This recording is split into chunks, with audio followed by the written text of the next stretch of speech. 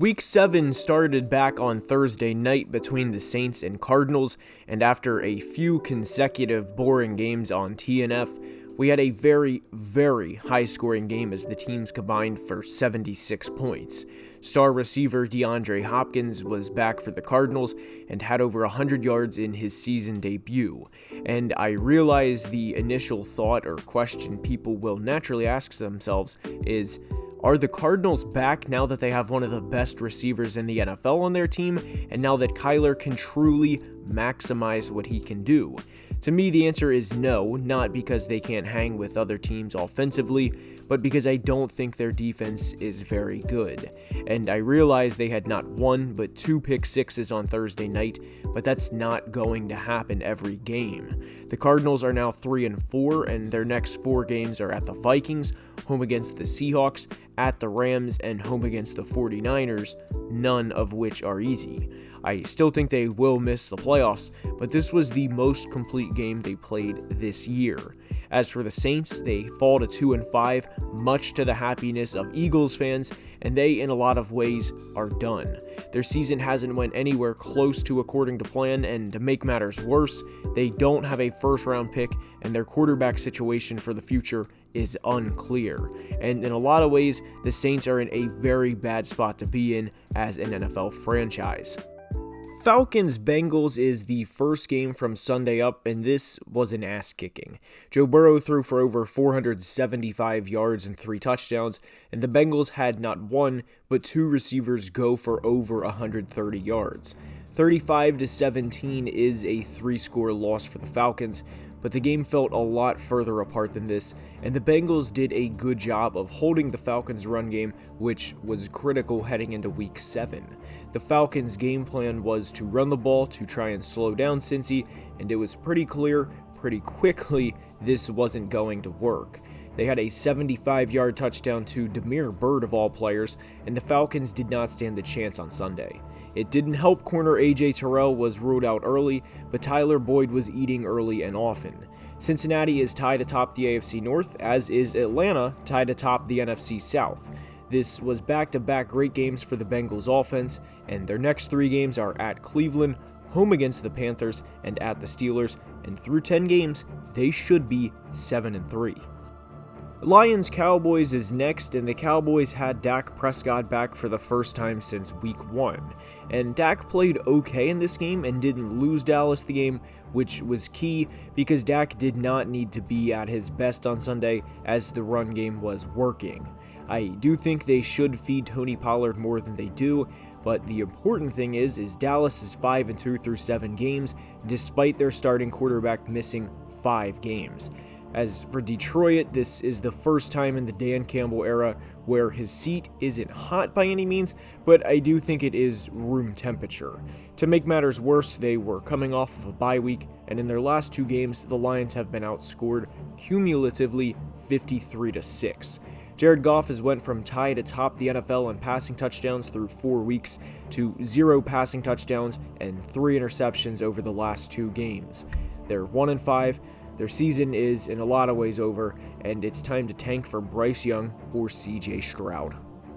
The battle for the AFC South is up between the Colts and Titans, and I want to credit the hell out of the Titans for starting their season 0-2 and getting their asses kicked in Buffalo back in Week 2 to now being a 4-2 team with a very good chance of being a 5-2 team as they play the Texans next Sunday.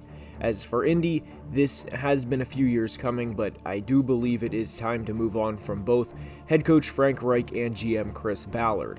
Matt Ryan is clearly not the answer, and they have been underwhelming this year. They have just 1 win in their last 6 divisional games and have more than 20 points in a singular game this year, which was in Week 6 against the Jags. This game was the game to win, and they failed.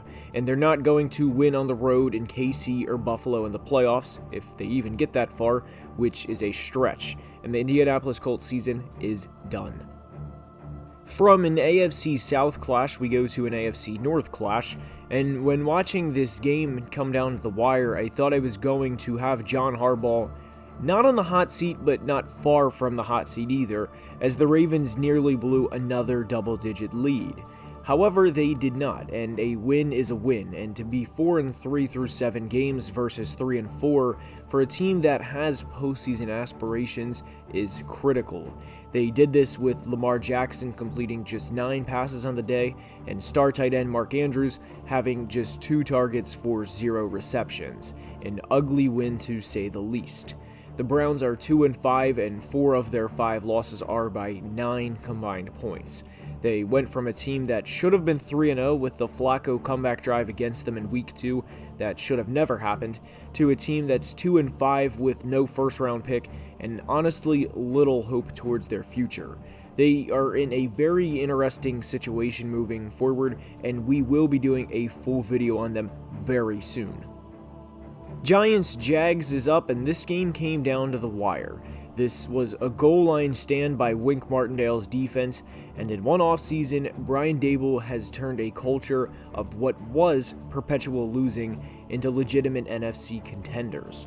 The Giants receivers are not great, and Giants fans, at least I would hope, would acknowledge that, but Darius Slayton and Wan'Dale Robinson stepped up when they needed it most.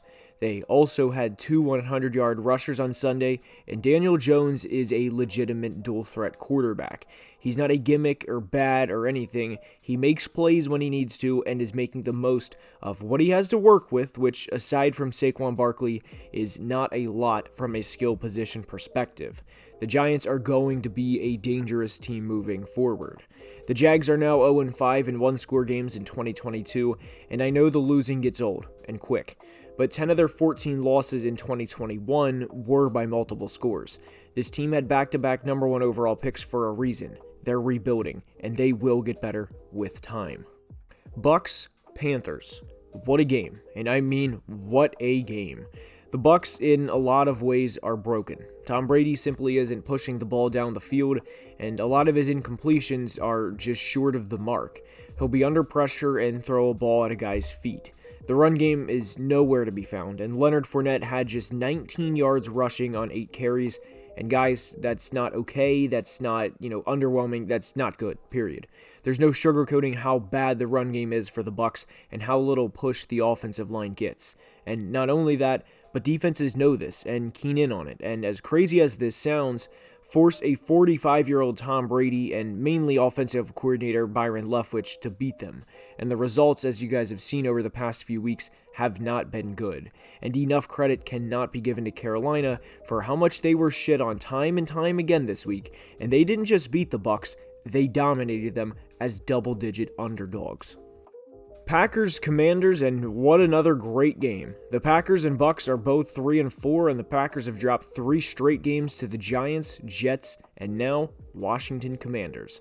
They went from 3-1 with the division title in sight and were keeping pace with the 5-1 Vikings to below 500 with teams they should have beat, or at least you would have thought they would have beat when heading into the season. There are more problems to this team than just the receiver position. At some point, you'd have to think they are going to move on from Aaron Rodgers, but how will they do that is a topic for another video, due in large part to his contract. The Commanders were underdogs at home and could have easily folded, but they didn't. They now have back-to-back wins and play Indy next week and could very easily go from a 1-4 team to 4-4. It honestly would be very fitting for this team to win too many games to get out of a good draft pick, but look, they beat the Packers on Sunday and have now won back-to-back games, and credit to the Washington Commanders. Texans Raiders is up, and this was not as one-sided as the score may indicate. Running back Josh Jacobs is having a career year in a contract year, and the offense, when clicking, is one of the best in the NFL. The Raiders are 2-4, and their next 4 games are at New Orleans, at Jacksonville, home against the Colts, and at the Broncos, meaning 6-4 isn't out of the equation for them at this point in time. I very much worry about the defense, but in a game where they won coming off of the bye and their running back had 143 yards and 3 touchdowns, it's hard to nitpick this team. The Texans roster isn't talented enough to seriously compete. I like some of the pieces they have, but there's a reason why they had the number 3 overall pick this past year and will probably have a top 3 pick again this year, if not top 2. They're not a good football team, but they had a huge win when Jack Easterby was let go earlier this week. Jets Broncos is up, and guys, I personally wear blue light glasses to protect my eyes in the long run, but am I seeing this right? The Jets are 5-2 and came out with a win in Denver. Now, unfortunately, as I record this, Breece Hall's injury, quote, does not look good, end quote, and that will limit this team in the long run, but look, they're a 5-2 team, and they played not good, but complete kick-ass defense. Broncos quarterback Brett Rippon was held to 4.9 yards per attempt, and aside from a play where Jerry Jeudy broke free for a 45-yard play, meaning that was a clear outlier, that 4.9 per attempt would come down to a measly 4 yards per attempt, meaning the Jets' pass rush was ferocious all game, and they got after him a lot. If, in fact, they lose Breece Hall for the year, they will still be a tough out because they are doing what I thought the Colts would be doing, and that's run the damn ball and play good defense. And the Jets are really, really impressing me through 7 weeks. Geno Smith and the Seattle Seahawks are the division leaders through 7 weeks, which is something none of us expected. I would have been happy for Seattle to get 6 wins on the season, and it's looking like they'll achieve that in 10 games. We all make jokes about being him on Twitter, or he is him, but Kenneth Walker is him. He is a stud, and him, Breece Hall, and Dameon Pierce will all be great running backs for a long, long time. Hopefully, at least. He is a true joy to watch and had 168 yards and 2 touchdowns on Sunday. The Chargers are 4-3 with their wins coming against the Raiders, Texans, Browns, and Broncos, and guys, they worry me.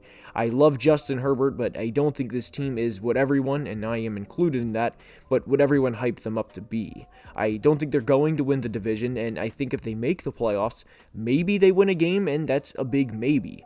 But I think they are at maximum a divisional round exit, and also, please let it be known, injuries have affected this team.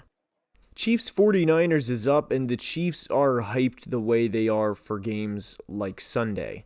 2 100-yard receivers, and Travis Kelce was not one of them.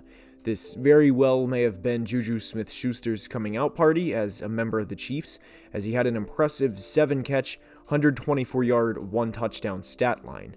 The 49ers defense to me is one of the best in the league when healthy, and they're not fully healthy, but the Chiefs still put up 44 points on them. When they're clicking like they were in Week 7, there's maybe one team in the AFC that can hang with them, and it's the team that beat them in Week 6, and maybe the team that beat them in the AFC Championship game last year. But KC was on Sunday, and it showed. Now, as for San Francisco, I genuinely do not worry about this team the way others may. I'm not saying it's all sunshine and rainbows in the Bay Area after a 21-point home loss, because it's not, but they are a good football team, and more often than not, good football teams put it together, and I truly believe they're going to be fine in the long run. That's all I have for today's video. I hope you enjoyed. If you did, I now ask you to please like the video and subscribe to the channel, as well as the Madden channel, for which the link is in the description. And until next time, as always, please be safe and have a great day. Love you guys.